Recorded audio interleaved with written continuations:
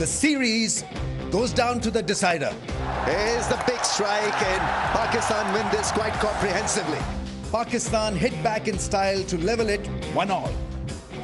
Salman Mirza lit it up early with the new ball. Oh, he's cleaned him up! What a dream start from Salman Mirza! Fahim Ashraf finished the job with 4. And it's gone to begging again by that man. Sam Ayub's unbeaten 71 led the charge as Pakistan leveled the series in style. Oh! Is that a Sam Ayub no-look shot? Now one final battle to write the ending. Welcome back at Gaddafi Stadium, Lahore. We are here for the third and the final T20 International. It's the Bank Al Falah presents KFC T20 series between Pakistan and South Africa.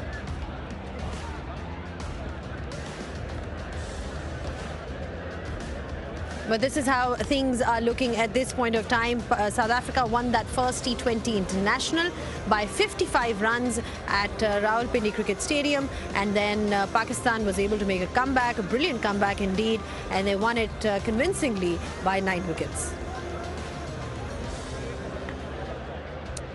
Well, we're back on pitch side to talk about today's game, and it's the big one. It is the decider, as we saw. Just a quick look at what happened yesterday, because Pakistan needed that form to really get going into this series. Just the way they started as well. Lost that first T20 International, convincingly beaten by South Africa. And then this is exactly the kind of performance that was required from them to stay afloat in this series. South Africa were then bundled out only for 110 runs. You've got to give credit to the way Salman Mirza bowled yesterday, took 3 wickets. Fahim Ashraf as well, picking up 4. And really, they set up the match for Pakistan, because it was a relatively easier total. And you saw some runs from Saim Ayub, much needed runs from him. 71 not out in just 38 balls. Farhan at the top, giving them a solid start. And this is how Pakistan won that game by 9 wickets. Well, it's all to play for. It is the decider here at Gaddafi Stadium, so I'm sure everybody is really looking forward to it, and I'm sure the panel here next to me is also looking forward to this decider. I've got with me Ramiz Raja and Vern Philander. Ramiz, great win by Pakistan yesterday, and also at a great time because, you know, it was a much needed win for them to stay alive in the series, and now they have a chance to really win the series and sort of, you know, get some winning momentum before that ODI series. How do you look at this prospect between these two sides? Well, clearly they have the flow now, because they beat South Africa quite comprehensively. It was a tough game for them, because if it hadn't been a win, they would have been out of the series. So that's extra bit of pressure that you carry. And I thought they dealt with that pressure quite smartly. They bowled superbly. I think that set up the stall for the batsmen to then come good, and so it was an easy win in the end. For South Africa then, you know, they started the series off so well and then completely off colour yesterday. What can we expect from them today? Yeah, I'm certainly looking forward to this contest this evening. I think the first T20, of course, South Africa dominating that match, but Pakistan got asked to come back in the series, of course, and like they say, top students always come back with better answers. So I'd expect South Africa to have taken a great deal of learning last night from the Pakistan bowlers, how they operated on this surface. It's completely, you know, different to what we've seen, obviously, up at Rawalpindi. But I do feel that they're a quick learning side, and I do feel they'll bounce back this evening. Absolutely. They are a side that one can obviously not overlook at all, Ramiz, when you look at them as a challenge, despite the fact that it is their not their first string team. You know, just a quick you know, look on what the total and everything should be, because we looked at the toss. If you win the toss, are you batting first or are you bowling first? I'll do the same if I was Pakistan, because it's a good run chasing score, outfield and pitch. So you win the toss and you once again bowl first. Bowl first. You heard it from Ramiz yesterday as well, that if you do win the toss, you decide to field first. There was a bit of a dew around as well yesterday. So let's see what happens, because we are ready with the all-important toss here. It's going to be a packed house. Arooj Mumtaz is out there with the 2 captains, followed by the pitch report. The series level 1 apiece, and the 2 teams set to lock horns for the ultimate decider in the 3-match series. Well, all important personnel are down here in the middle. Salman Ali Agha for Pakistan, Donovan Ferreira for South Africa, and Ranjan Madugale alongside to make sure everyone behaves themselves. Right then, Salman, here we go. Tails is the call. Tails is the call. It is heads. Why Donovan has just turned his back is because now the coin has landed in the favor of Pakistan. 3 in a row now. Then Salman, what are you going to do and why? Well, it's actually 5-0 because we have won two toss-in test matches as well. So yeah, we're bowling first. It's nothing like new. There is quite a few due at later part in the second inning. So just wanted to capitalize on that. You're bowling first, obviously, and the bowling group came fantastically well. Did the basics right, and there was a lot of change of paces. How quickly did they adapt, and would their plans be similar than tonight? I think that was a key for us in the second game. We didn't assess the condition really well in first T20, but in the second T20 we were very, very good with that. After first over, I think we knew what we need to do, and the bowlers did a great job. The batting group as well coming good, and it was the power play that you led well with ball and bat. How much confidence does that give Saim and the rest of the batters in this final decider? Yeah, we batted really well. It was a complete game the night, but yeah, we just want to keep repeating the performances we did yesterday. But yeah, we batted really well as well. Power play was really, really good. If you score like 50 odd for no loss in power play, you most of the time ended up winning most of the games. Any changes to the side? Yeah, we have 2 changes. Ibrar and Naseem are resting, and Shaheen is playing, and Usman Tariq is making his T20 debut. Brilliant, then Salman, go well. That's Thank right. you. Good luck, brother. All right, Donovan, once again on the receiving end of the coin toss, but a game that you'd want to forget and come back better than for this decider. Yeah, I think obviously it's important for us to just start well with the bat. The coin toss certainly starts the game, but yeah, it obviously hasn't fallen in our favour again, but that can't set the tone for the match. You did say yesterday the post-match is sometimes a quick turnaround is really good, but there must have been some messaging as to cater to the Pakistan bowling, which was phenomenal yesterday. Yeah, I think it's more based on the surface. I think we've got some game plans in place, and hopefully we can pull that off tonight.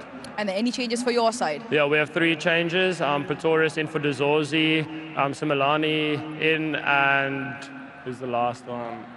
That's all right, we'll get it around. You want to have a look? Lazard in again, sorry. Brilliant, brilliant, Donovan. Go well then tonight. Thank you very much. Right then, the news from the centre is that Salman Ali Agha of Pakistan has won the toss and will have a bowl. Now, once again, we'll have a look at the important 22 yards. It is a different surface, and also a different gentleman joins me alongside to play pitch doctor tonight. JP Dumini alongside. On first glance, what do you make of the new surface? Well, the obvious thing is, obviously 2 strips to our right. The look and feel, very much similar. But I think the talking points, particularly amongst us as commentators, is really about who's adjusting to the conditions very well.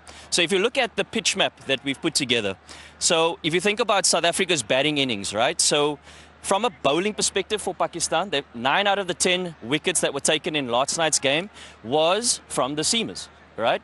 So if you think back to the very first T20, South Africa were exceptional with a very simple game plan of hitting top of off stump, and they were exceptional with that. But in terms of last night's game, change of pace was very effective. And we see 4 out of the 6 off-pace deliveries being very effective, particularly on the shorter side of things. Now, it's a quick turnaround for South Africa. All right, from a batting perspective, I just want to take a quick look here from the crease. From a batting perspective, what are the options that we're going to see different from South African point of view? We heard Ferreira speak about the fact that game plans are in place, but more importantly, what are the options? We can use the crease laterally, possibly go deep in our crease to give ourselves a little bit more time. Can we advance down the wicket as well, possibly to get to the pitch of the ball? I think these are the options that they will be thinking about. There are a few questions that they need to answer in very short succession. Are they going to be able to have the answers to make sure they can execute here tonight? Right then, JP, pitch doctor tonight has given you everything you need to know, but in a final, runs on the board will matter. All right, then Salman Ali Agha once again lucky with that all-important toss, won it and decided to bowl first as expected. 3 changes for South Africa. They'll be up first with the bat. What do you make of these changes? Yeah, I think they might have been schooled last night, but they would have taken a great deal of learning from how to play on the surface. The young Pretorius is coming in at number 3. He's exciting, and you can look at him to be explosive in the number 3 position. Devil Brevis again, Breitske. Yeah, that to complete the top order. Ferreira and Linda, the power hitters. Corbin Boss, he's been excellent on this tour so far. They've gone with an extra batting option in Andeli Similani. He's the all-rounder. Williams back in for Neil Bartman. Pardon me, O'Neill, he's in for Nandre Berger. I beg your pardon. And then, of course, to finish the seamers is O'Neill Bartman. All right, then that was South Africa for you. For Pakistan, you've got Naseem Shah, who is sitting out, and Abrar Ahmed. And instead, now we have Usman Tariq. That's an interesting one. Yeah, I really like him. It's different.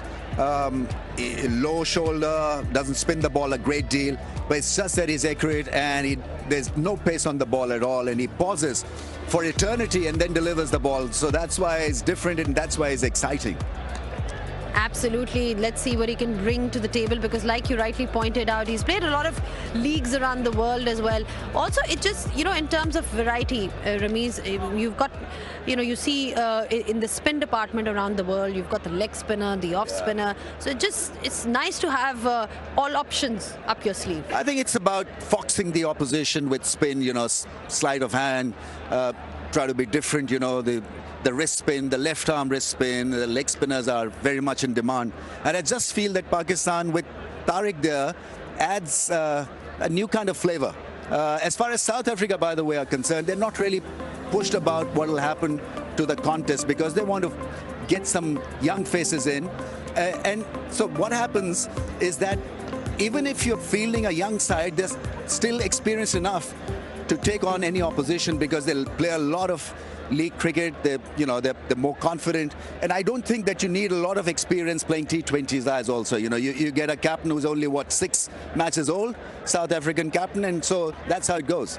How significant is that power play going to be for South Africa today?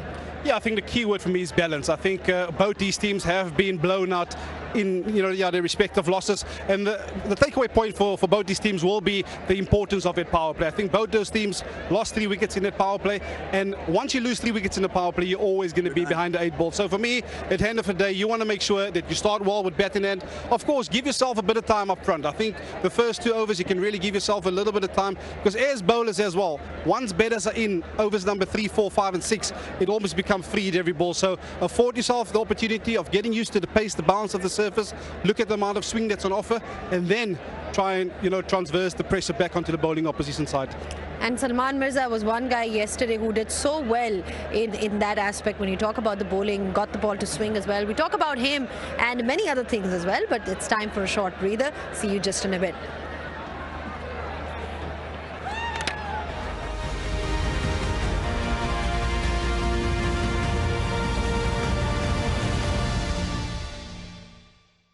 Well, Pakistan has won the toss and they have decided to bowl first. There's a couple of changes for them as well, but we were just talking about how to bowl in these conditions, and JP Dumini did a great demonstration out there on that pitch. Vern, when you talk about Salman Mirza, I mean, you saw his performance yesterday. What did you like about him as a fast bowler?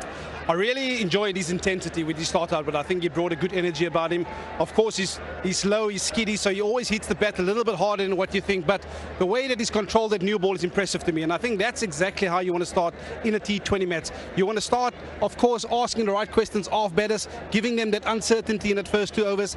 And of course, once you've set that platform, you give yourself the opportunity to strike. But wonderful yesterday, and I think the one thing that he's done wonderfully well is also summing up the conditions. I think South Africa, they've persisted with the pace off slower ball. He's gone with his quicker cutters, which has proven to be really, really successful on the surface.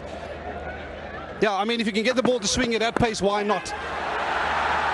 And there's no better sight than swinging the ball back at the right hand at good pace up front. And there's the slow ball that I was talking about. Pace off, gripped in the surface, top of off. That's any coach's dream. Absolutely. But it wasn't just him though, Ramiz. It was also Fahim Ashraf. He got 4 wickets at the end, and it seems to be, like we spoke to him yesterday in the post-match as well, he seems to be just growing as a player overall with the bat and the ball. Good to see for Pakistan. Good sign for they Pakistan. couldn't pick his deception actually. Salman Mirza's deception was also not picked, but what they did so well was a change of pace and variation and on target generally. Not easy to pick up 4 wickets in the dying part of the innings, because they are targeting you for 4s and 6s, and suddenly you get this guy who didn't bowl in the first game and bowled superbly with the variations and the hard length. I think that is where he was different also. Why are you smiling, Vern? Is it because of Fahim not being utilised in the first game? 100%. I think I actually find it quite amazing because he has the knack of picking up wickets. If we look back at it, first T20 international, it was the seamers that proven to be, the tougher, obviously, out of the bowlers to face and obviously get away. So really surprised that he hasn't bowled an over, but what a comeback. And I think we're going to see a lot more of him this evening. Also a great comeback with the bat by Ayub, and much needed as well. We've seen him Thank now God in that. we've seen him in that all-rounder form now where he's being utilised with the ball. But just for him, on a personal level, Ramiz, how important was it to get these runs? Very important because he's got plenty of talent. I mean, there's no question about his class in T20Is. I mean, he can play those audacious shots. I think at times, if your role becomes an all-rounder's role, it can get a little, you get a muddled thinking when you go out there to bat because you can't place yourself properly. Suddenly, there's extra pressure to bowl well, you're out of touch, and so that can play heavily on your mind also. But he's got to get used to this new all-rounder's role, and he's got to give himself time at the crease. It's so important for him to just see the ball for about over and a half because he can recover the scoring chart or the scoring rate with the way he bats. How important is that then, Vern, having clarity with regards to your role as a player? I think of utmost importance. The one thing that I actually enjoyed about Seaman at first T20I, I know a lot of people has criticised him for his scoring tempo, but he's afforded himself a little bit of time at the crease, and that you can't buy over the counter. Getting time out in the middle, gaining some confidence, and you could see last night he really went out and expressed himself. So of paramount importance that a young player like that do get time out in the middle. But again, to answer your question, to have the clarity in mind, the shot selections come to mind, and he was clear on every single stroke he played last night. Also the significance of the power play in T20s. We're seeing pretty much a lot happens there, and then it sort of determines the course of the game. How important is it for Pakistan today to really sort of bowl well in those overs? Yeah, I mean, it's important that they continue from where they left with the ball. And also, if, say, South Africa gets 170, how will then they tackle that 170s? Because 110 to get, there's clarity, even if you don't really get those 4s and 6s, you're going to win this. And so you can up the tempo anytime. But when you're down chasing 170 and if you lose a couple of wickets, then there's a problem in this batting lineup. So Pakistan need to have clear thinking. Who are your match winners? Who can do the deal? We have not talked about Babar Azam. He's now the highest run getter for you in T20I. So I feel that he'll have the flow now with that confidence that he's now at the top of the ladder. And you need a technician. You need a guy who's steady on a tough pitch who can play properly. Absolutely. You said we haven't spoken about Babar Azam. This crowd here has been talking just about him. I've never seen the crowd get so excited at a fall of a Pakistani wicket because they want to welcome Babar Azam. It's insane, really. The kind of support that he has, it's quite incredible to have that kind of fandom, actually, when we talk about Babar. But just, what you made of his 11 run. It was 11 not out. The important thing is that he needs to carry on. For a player like him, how important is that? Quick one. Yeah, I think we need to appreciate the longevity of careers like Baba. I think he's gone and he's established a name for himself, and that's why you get crowds coming in and watching players of his stature. So, again, wonderfully well done to him, and hopefully we can see a lot more of him in the future. All right, then, we are ready now with all the action. The crowd is building up nicely. See you guys after the short break.